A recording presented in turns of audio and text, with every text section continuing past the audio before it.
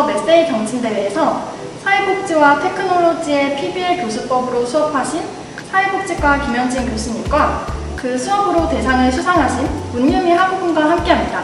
안녕하세요. 안녕하세요. 그럼 본격적으로 좋은 수업 에세이 경진대회에 관한 Q&A를 시작해보도록 하겠습니다. 먼저 교수님께 질문 드리겠습니다. 이 대회가 PBL 교수법으로 진행되었다고 하는데 PBL 교수법은 무엇이며 진행하게 된 계기가 무엇인가요? 네, PBL 교수법은 그동안에 전통적으로 강의식으로 진행되던 강의가 학생들의 참여도 부족하고 또 강의의 효율성도 좀 떨어진다고 평가가 되어서 학생들이 직접 수업에 참여하고 특히 어떤 문제를 해결하기 위해서 프로젝트를 구성하고 그것을 수행하는 그런 방식의 교수법인데 최근에 혁신 교수법으로 많이 각광을 받고 있고 또 제가 맡은 수업과 걸맞는다고 판단을 해서 적용하게 되었습니다. 네, 그렇군요. 그럼 학우분께서는 이 PBL 수업을 받으시면서 다른 수업과 특별히 다른 차이점이 있다고 느꼈다면 무엇일까요? 네, 정말 모든 수업이 훌륭했지만 PBL 수업은 학생들을 중심으로 해서 능력을 이끌어낸다는 점이 가장 인상 깊었습니다.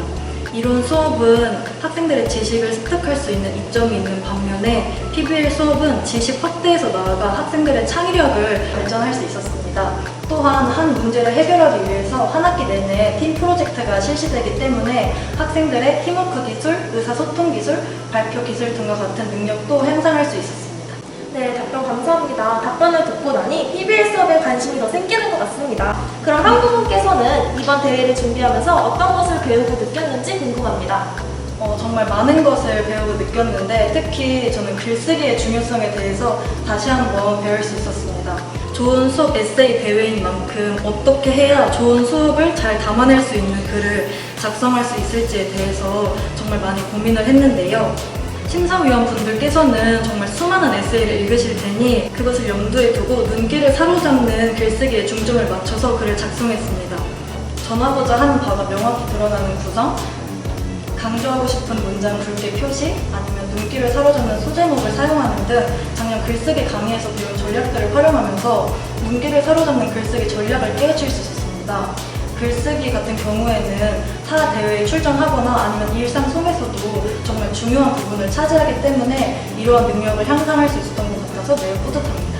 네, 그렇군요. 그럼 교수님께서는 제자분이 경진대회에 나가 당당히 수상을 하고 돌아왔는데 담당 교수로서 소감이 어떠신가요? 우선은 깜짝 놀랐고요.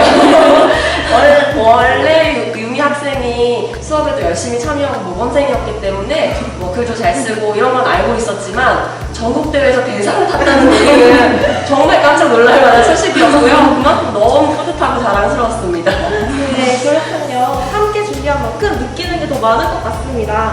그럼 계속해서 질문 드리겠습니다. 사회복지와 과학기술은 거리가 멀다고 생각하는 경우가 많습니다. 그래서인지 과목 이름인 사회복지와 테크놀로지가 인상 깊었는데요. 문유미 학우님께서 생각하는 사회복지와 과학의 관련성에 대해 듣고 싶습니다.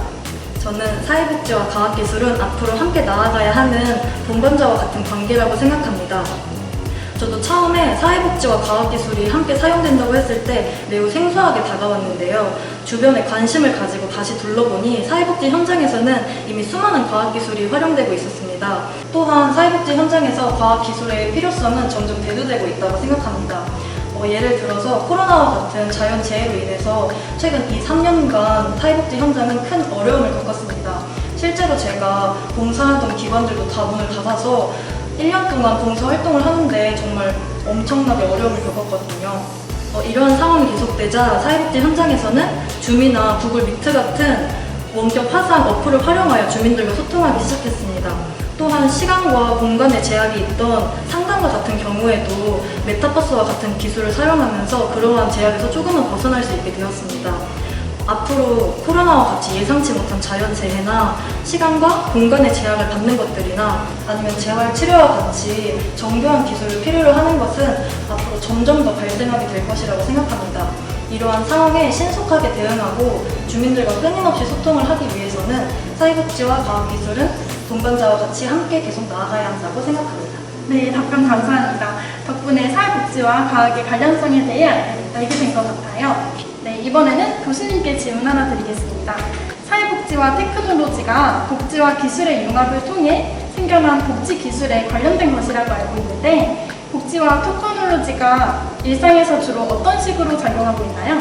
네, 우리 학과에 이 과목을 도입하게 된 이유도 이제 4차 산업혁명 시대에 과학기술이 강조된 부분도 있었지만 이제 우리나라나 또 전 세계적으로 저출생 고령화 현상이 일어나면서 이제 케어가 필요한 대상들은 많이 늘어나는데 이제 케어를 할 수 있는 이제 그런 산업 인구는 많이 줄어들고 있는 상황이에요. 그것을 이제 과학기술로 대처해서 이제 도움이 필요한 분들의 복지를 향상시키기 위해서 과학기술을 사용하게 되는 거라서 예를 들면 혼자 사는 독거노인분들이 당뇨약을 이제 새끼마다 제때 챙겨 먹는다거나 혹은 이제 외로움을 달래기 위해서 매번 이제 사람이 찾아가는 것은 한계가 있기 때문에 로봇을 활용해서 약 먹는 시간도 알려드리고 이렇게 대화의 대상도 되어드리는 그런 기능들도 이제 기술을 통해서 할 수 있고요.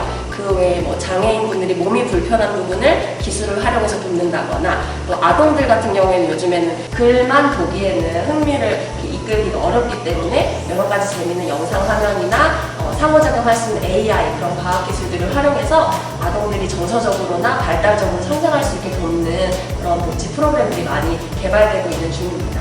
네, 답변 감사합니다. 그리고 이번 대회의 키워드가 좋은 수업인데 교수님께서 생각하시는 좋은 수업이란 무엇인가요? 네, 사실 단판 교수로서 좋은 수업이었다라고 말하기가 좀 민망스럽기는 한데요. 그리고 제가 생각하는 좋은 수업은 교수자가 훌륭해서 갖고 있는 지식이나 기술을 많이 전달하는 것보다는 학생들이 이 수업을 통해서 학습적 자극을 받고 또 수업 내에서 여러 가지 시도를 통해서 자기의 한계를 깨치고 또 이제 실제 산업 현장에서 적용할 수 있는 다양한 아이디어를 만들어보고 함께 고민해보는 게 좋은 수업이지 않을까 생각합니다. 네, 그렇군요. 그럼 학우분께서는 이번 대회 준비하기 전과 후로 달라진 생각이나 태도 혹은 마음가짐이 있나요? 우선 대회를 준비하면서 한 학기 동안 배운 강의에 대해서 다시 한번 정리해보는 시간을 가졌습니다. 그 과정에서 사회복지와 테크놀로지의 활용이 있어서 윤리의 중요성에 대해서 다시 한번 생각해보는 시간을 가지게 되었습니다. 사회복지 현장에서 어떠한 과학기술이 활용될 때 그 편리함과 더불어 그로 인해 발생될 윤리적 문제까지 민감하게 대응해야겠다는 다짐을 할 수 있었습니다.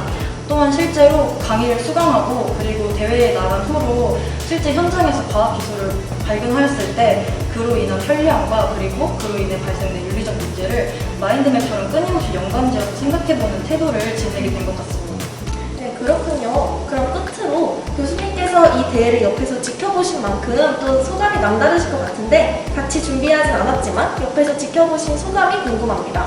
네, 우선 학생들이 실제로 수업을 통해서 어떤 걸 느끼고 있는지 아주 자세히는 다 알지를 못했는데 유미 학생이 쓴 에세이를 보고 제가 기대했던 것 이상의 많은 이제 학습적인 도움과 또 여러 가지 깨달음을 얻었구나라는 생각이 들어서 굉장히 보람이 있었고요. 앞으로도 더 좋은 수업을 해야겠다는 그런 다짐을 하게 됐습니다. 네, 답변 감사합니다. 이것으로 저희가 준비한 좋은 수업 에세이 경진대회 수상자 Q&A는 여기까지입니다. 함께 해주신 두 분 모두 감사드립니다. 저희 HWBS에선 다음 달 더욱 재미있고 유익한 나리톡톡으로 돌아오겠습니다. 지금까지 HWBS 기술부장 김세빈, 실무국장 이시연이었습니다. 감사합니다.